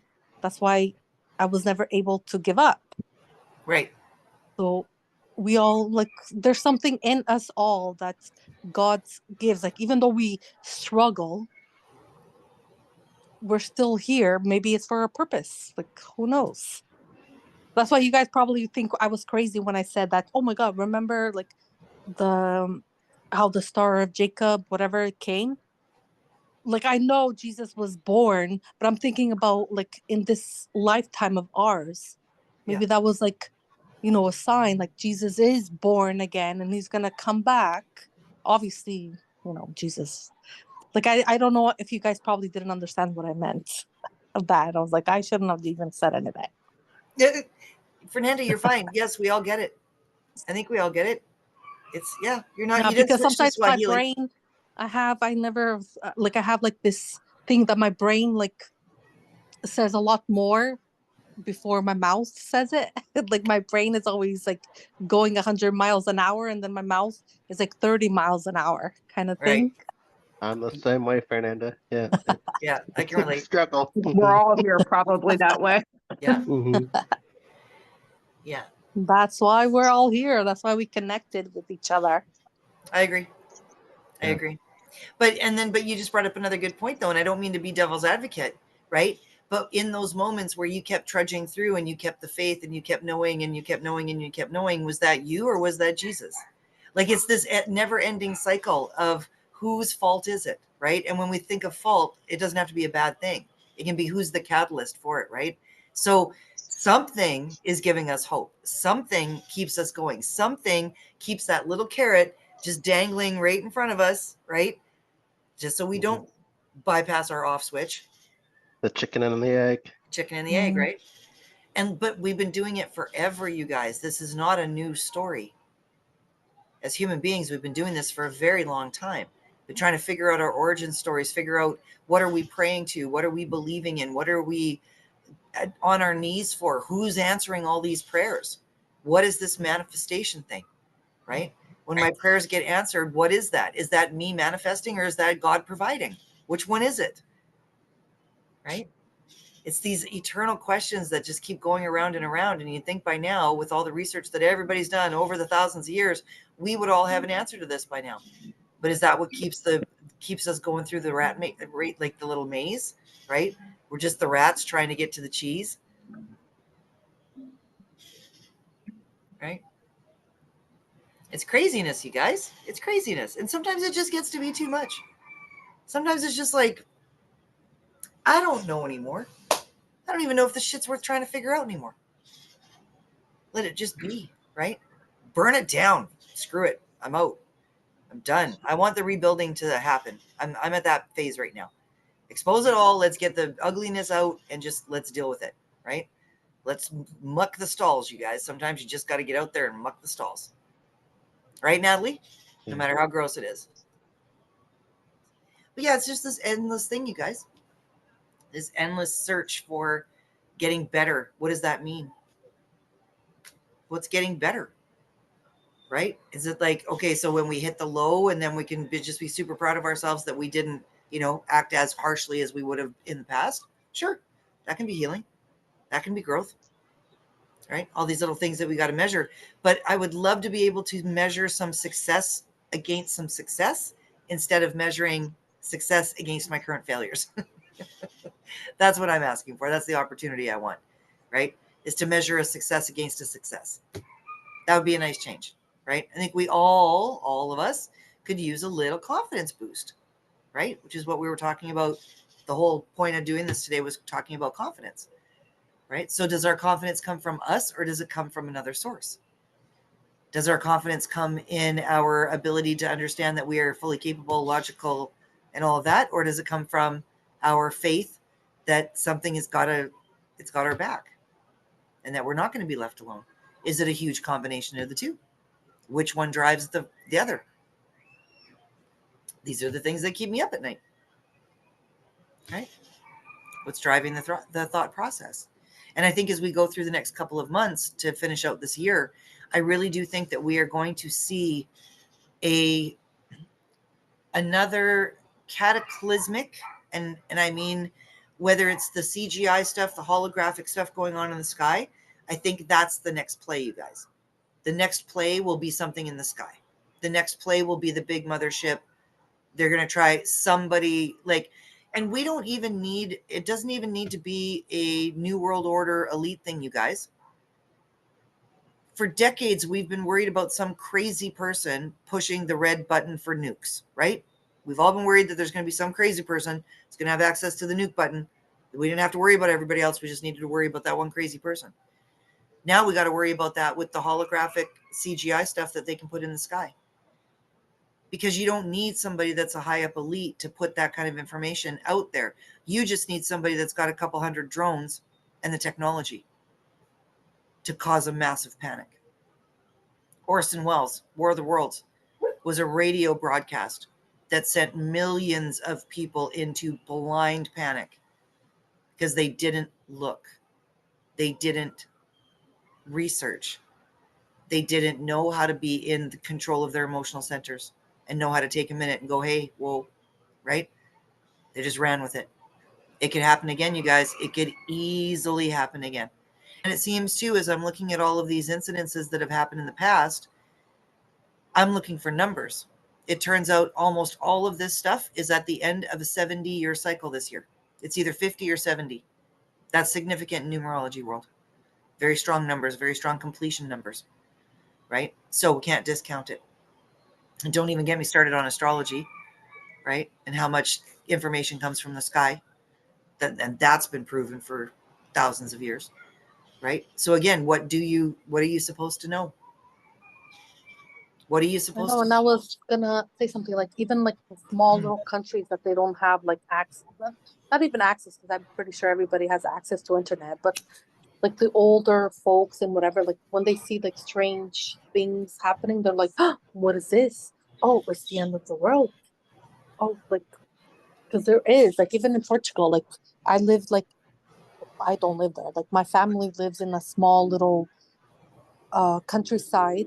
And sometimes I'm like, even telling them, like, oh, did you see, like, there's like stars, like, supposedly, like shooting stars or whatever. She's like, what? No. I'm like, do you know that there might be like an asteroid coming right there? She's like, what? What? Like they're so like not informed. So And that is a problem. There is a very big education gap still, even in this day of internet and Wi-Fi and everybody walking around on their phones and stuff like that. We've still got a very large portion of the population of the world that is completely in the dark when it comes to the new technology and stuff, right? yeah, they don't know none of whatever No. we are experiencing. Like I even told my aunt, I was talking to her this weekend, and I was like, "Oh, did you hear about the hurricane? Like, so many people." She's like, "What? What?" I'm like, "Don't you guys have internet there?" She's like, "No, we just like follow like whatever like the Portuguese news tells them, like the fires there, and like they don't know what else is going on in the world." And I'm like, "Oh, Yeah. but also like if an asteroid was coming to you guys right now, you would not even know." She's like, "No, it's whatever we see on TV." Yeah. That's how naive they are. And that's But Portugal, because Portugal is like it's like well populated, whatever. But imagine like those poorer countries. They don't know none of this that we know. well, I'm living in one. I totally get it. Really? Because I don't hear anybody talking about this stuff. There are a very few that do, but very few, you guys. Because here, it's day-to-day survival, right? For the most part, still. Nobody ain't got time for whatever going on in the rest of the world. Everybody needs to get their tortillas. Okay. So they need to get their kids their school outfits. Like it is here. It's basic everyday survival. Yeah. And don't get me wrong. There's lots of people here that have money, right? But they hustle for it, right? So here, depending on where you are on the globe, is going to be what are your basic needs still. And in this day and age, nobody should have to be worried about getting up and going to work at 6 o'clock in the morning and working until 6, 7 o'clock at night to feed a family of 4. Nobody. Nobody should be missing their children growing up. Everybody should be able to experience their children growing up, right? And so how are we ever supposed to get on the same page unless there is a total reset? Leave the innocent behind. The ones that are pure, that are still out, out in the bush shooting darts, right? Poisonous darts to kill their dinner. Maybe they're the ones that are going to continue to inherit the earth. So all of these things, you guys, all of these world events that are happening, all of the changes that are going on, we truly, I hope, are witnessing the biggest change in human history since, well, at this point, it'd be since the Romans took over, right? Because it wouldn't even be, there's been other big things that have happened since Jesus came into the picture, right? So, but we're looking at the end of the Roman era. It's collapsing right now. I want to know what happened to the force and the push of the divine feminine. Because we were on a roll there. Had that going for a bit. All of a sudden, wiped out again. Right? Man versus bear. That came out again. Right? The Me Too movement. I was also looking into that. Looking at some dates. Other things that were happening around that time. Right? Very interesting, you guys. Very interesting how all this stuff is timed when you have the ability to look backwards and see the patterns and see what happened around these events, right? So I'm not going to say too much. I hope that was a little bit of a teaser, but that's some of the things that I've been thinking about and looking at this last week, right? When I've been just trying to just keep consistent, So does all this come down to confidence? I don't know, you guys. All I know is that that's what I went into today thinking about, just because it's so hard right now to just keep on the trajectory of consistency, right? Just stay consistent. And we can't fall into the trap either of being in the parking lot, like we're just parked right now, just waiting, right? Waiting for direction. We can't fall into that trap either, because that's why the consistency comes in until we can figure something out here, right? Because we got to keep the momentum going, keep your faith going, right? Keep your own goals going. Make sure that you have some. Make sure you have at least one goal, you guys, that you're working towards. Something outside of you, like actually that's just for you. That's not for anybody else. Keep yourself on the trajectory of creating your own manifestation and abundance, because we don't know. There all of a sudden could be a magic pop and ta-da, everything is magical and everything is here. We don't know, right? It keeps us on our toes. And that's a big reason why a lot of us are still here, that we didn't bypass our off switch, because we were worried about what we would miss. That's what keeps me going. I'm always worried I'm going to miss something really cool that's supposed to happen to me, like the next day. Like if I just had waited one more day, right? Something really So- cool would happen. For today, you guys, let's just do a real nice little, we're not going to worry about the collective today. We're just going to worry about ourselves today. Okay. If you feel like spreading it out to the collective, by all means, go ahead and do so. But let's just do a little clearing here and we're going to really focus on the root chakra and the sacral chakra. Okay. So the bottom two, for those that are listening to this in the future that have never done this with us before, or maybe not familiar with the chakras, the root chakra is the one that's at the base of your torso, right where your perineum joins your legs. And this is the area of our environment. This is the area where we feel safe and supported, where our basic necessities are met, where we feel that we are emotionally safe, physically safe, spiritually safe. This is the place that we learn boundaries, is in our root chakra. And the color for this is red. So those of you that are able to visualize, imagine right now that you have a red glowing crotch. It's the easiest way to do it. It's just your entire groin area, front to back. Just imagine it being bathed in the most beautiful infrared light. Almost like a heat lamp. Clearing out the energetic spaces within the cellular structure of our muscles and our blood, the tissues, ligaments.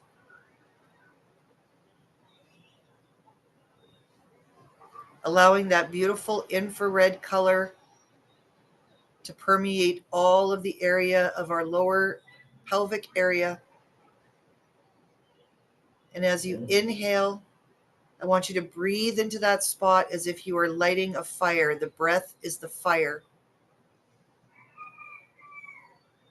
Igniting the furnace that's at the base of your spine. And as you inhale, try to pull that fire up the spine and into the head and hold for 2 seconds. And as you exhale, I want you to say out loud or in your head, I am here.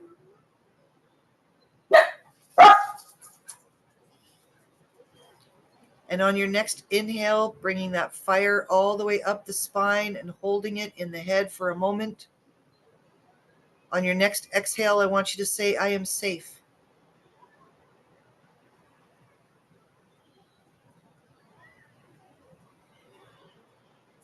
Really settling into the body, being very present of whatever you are sitting on right now. Allowing the chair or the sofa, the ground, the bed to fully support your entire body. Allow yourself the safety and security to fully relax and feel safe and supported.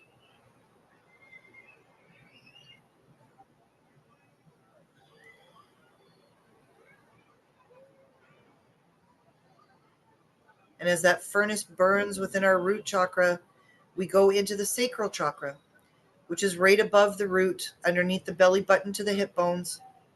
And I want you all now to imagine a beautiful orange color, like the orange flame that happens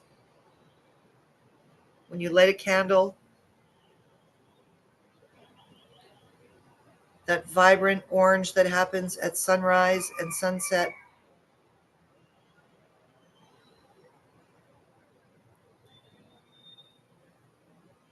Knowing this is the place of our certainty, the I am place. And right now, I want you to say in your mind or out loud 3 I am statements that are positive.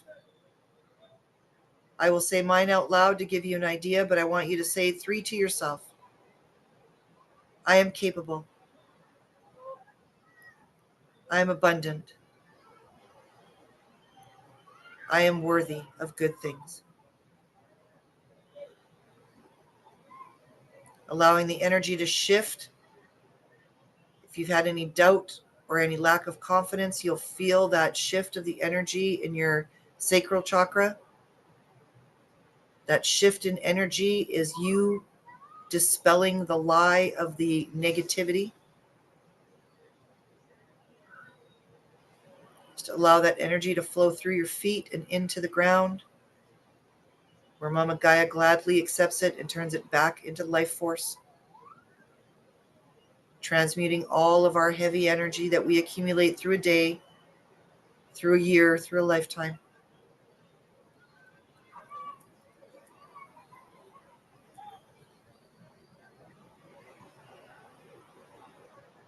Allowing yourself nice, steady breaths into the belly, being fully present in your vessel, feeling very here, very calm, very safe.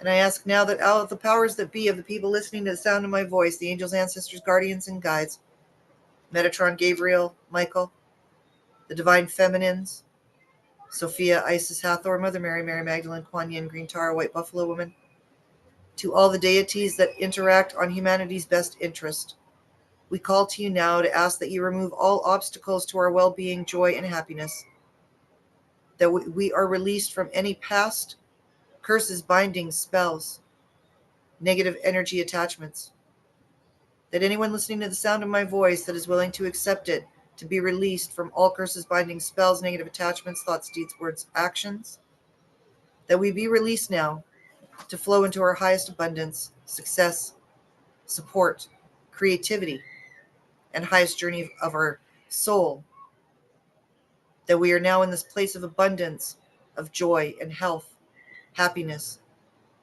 the support that we need, all of the things that make life worth living. Shower them on us now, releasing us from all ties, binds, curses, spells, negative attachments, thoughts, deeds, words, or actions through all timelines, dimensions, or realities, and open up all of our tracks to abundance, support, health, and happiness now.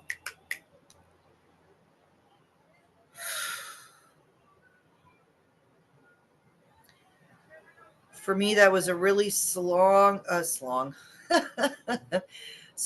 and long energetic release out of the right-hand side of the body. It was almost like having a big lump, like a big, I almost want to say like a jujube. That's the kind of consistency, like a long oblong jujube of energy that just came out of the right-hand side of my body. It was unpleasant. You may have felt that. It would have been an unpleasant feeling, allowing any of those ancestral or past life blockages to be done and be gone. Allowing for our ancestral inheritance to flow with us now. And let our hearts open to the never-ending flow of hope and love that is available to us at all times. That we are here to have compassion for ourselves and for others, and that we open up our abundance to being of service to others with that abundance. That no one be left behind, and that all creatures understand that they are loved and they are worthy. That together we are one and we can get through this beautiful transition. That we are here and now. And I thank all deities, energies, angels, ancestors, guardians, guides for being here today. And thank you all for your love, your trust, and support. This session is now closed. And I'm sorry, I don't know why it ended so abruptly, you guys. Normally there's a much smoother transition. Please stay in your moment. Keep breathing that fire up your spine and into your head. Take your time coming back to me. It felt like whatever was needed to be said was said. That whatever energy transfer had to happen, happened. So I'm sorry for being so abrupt at the ending there, but it feels like it was done. And I do feel like there was a massive energy blockage that was in us that has been removed. And I'd really like you guys to tell me how you feel when you're ready.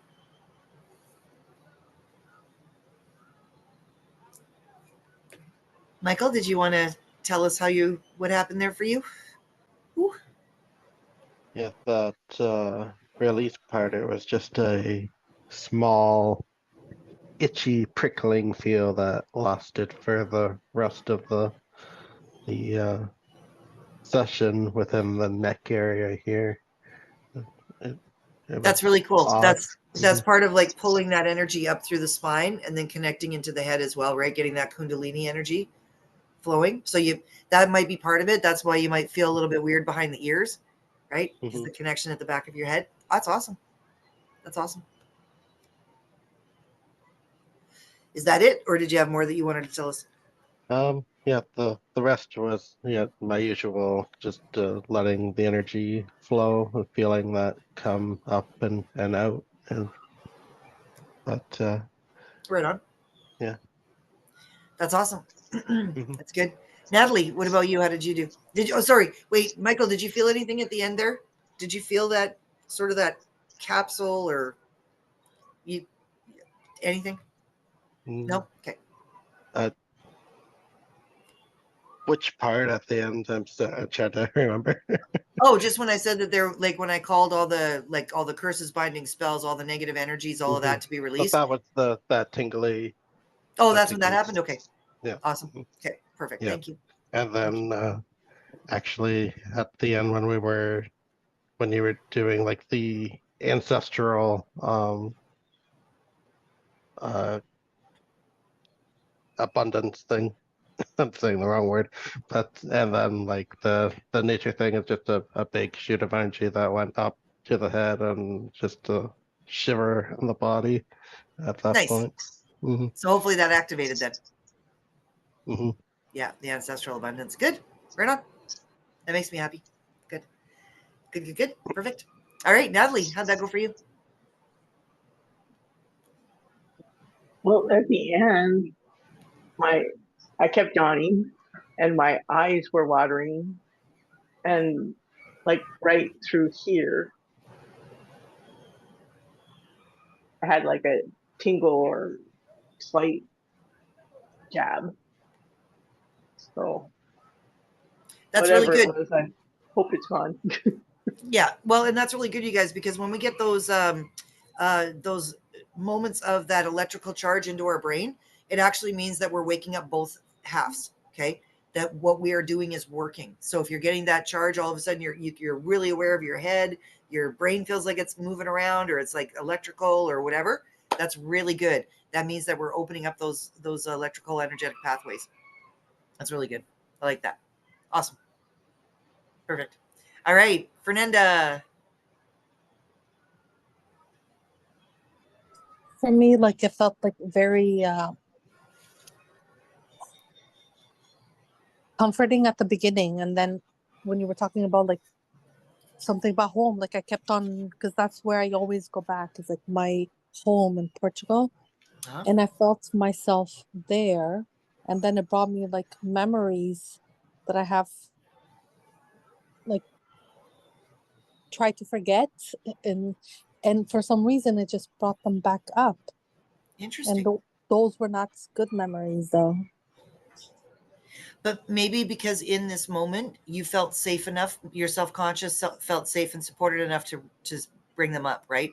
Because maybe now is the time that you can actually deal with those memories and make them just memories. Yeah, because that's my safe place. That's where my mind always takes me. And then it just, for some reason, today reminded me of things that were not very good memories.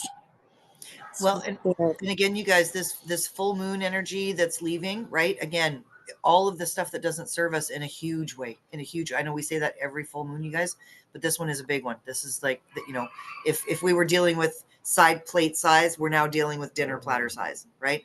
So Fernanda, if that's something that's coming up for you, do you want to have a session with me this week? Let's get it dealt with.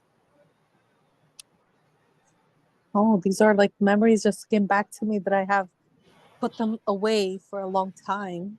Yeah. Since I was like 5 or 6 years old, and now it just came back, popped up in my head. I'm like, what?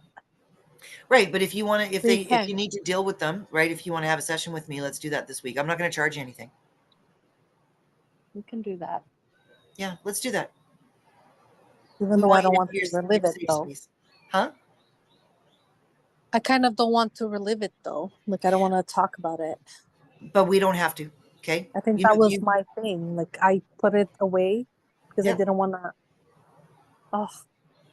I'm But like this- surprised that today is the day that I remembered that. Oh my God, I haven't remembered that in like many years. Oh, okay. Sorry, go on. No. But Fernando, obviously it's time for you to let that go. Your subconscious is telling you it's time for you to deal with it. It wants to let it go. That's why it's bringing it up. Because now you're in a space mentally and emotionally that you can deal with this. You know, I will not re-traumatize you. We will get you to deal with it without, I do not want to re-traumatize you. You do not have to tell me anything. We can just go through the motions, and you know that I'll know anyways. Like, I'll get the gist of it anyways. Right? Okay. But let's get it done. Let's get it done so that it's not living memory within your body. Okay. Okay? Because that's what happened is I activated your sacral chakra, and because that's your place of I am, right?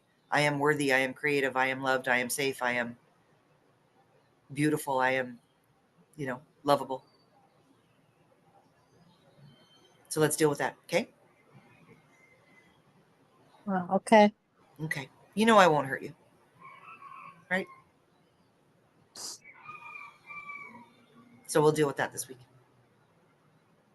Let's get it out, because all it is a memory. It can't hurt you anymore. Right? All it can do is hold us back subconsciously, and we're not even aware of what it's doing. So let's get the power back and the control back on that. Okay. Okay. So let me know your schedule this week, and we'll schedule something. Okay. Okay. Okay. I'll message you when we're done. Casey, Phil, how'd that go for you? I was relaxing, felt some more tingling sensations, and I focus on the different chakras, but yeah, that's it for me. Good. And relaxing is good, you guys. One of the really good exercises that you can do if you just know that you want to take a minute and just center and ground is that one where you literally light a fire at the base of your spine and pull that fire up your spine, hold in your head, right, for a couple seconds. And on the exhale, I am here, I am safe, right? And pull that energy up your spine. Keep doing it, right? Do a cycle of breaths. It can make a big difference. It can make a big difference. And sometimes it's not anything specific, right? You just take a minute and take a couple of breaths and just let your body do whatever it needs to do, because your body will do, its own thing too, right? It'll do whatever it needs to be done, right? But if anything is coming up, you guys, like in Fernanda's case, just having this where there's something deep buried that you thought that you didn't want to deal with, that you thought you forgot about, whatever, and it's coming up again. You guys, this is not the time to stuff that stuff back down. It's coming up. This is the deep, deep, deep cleaning that's happening. Okay. So don't be afraid of it. Don't shove it back down. Contact me. Let's get you through it. Let's talk about it. We don't have to, like I said to Fernanda, I'm not re-traumatizing anybody. Okay. You guys know that. Y'all been through sessions with me. I don't do that. Okay. So you're safe with me, and let's get through it. Let's get it out of our system before we go into 2025. Right? Because 2025, you guys, this is like, we're going to need to be focused forward and very present in each moment. So that's why right now is the grace that we can deal with our past. So take this moment to deal with your past, really deal with it. When something comes up, listen to your subconscious. It's trying to tell you something, right? It's not the time to put that lid back on. You've got to let this powder keg go, right? Burn it down, you guys. Burn it down. Let's do it, right? Start from scratch. In a better, more Phoenix version of ourselves, right? I always love going back to the Harry Potter. I love Harry Potter. Like, I will always love Harry Potter. And I love the whole idea of the Phoenix, right? That eventually it just molts and it has issues and goes through its cycle, and then it just goes poof. And then it's reborn into this beautiful, fiery, existing force again. And aren't we all Phoenixes? Every day we go to bed and we wake up, poof, we're here again, right? Just out here trying to, just a squirrel trying to get a nut, right?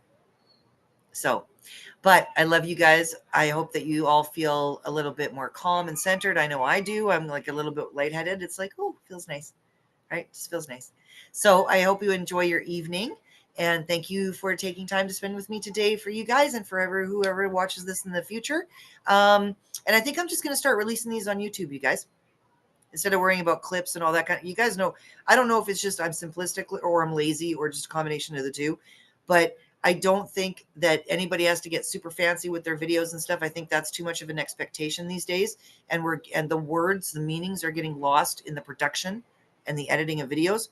I think I'm just going to start putting these out on YouTube, and people can watch them and they can comment and they can come join us and chit chat and whatever. Is everybody cool with that?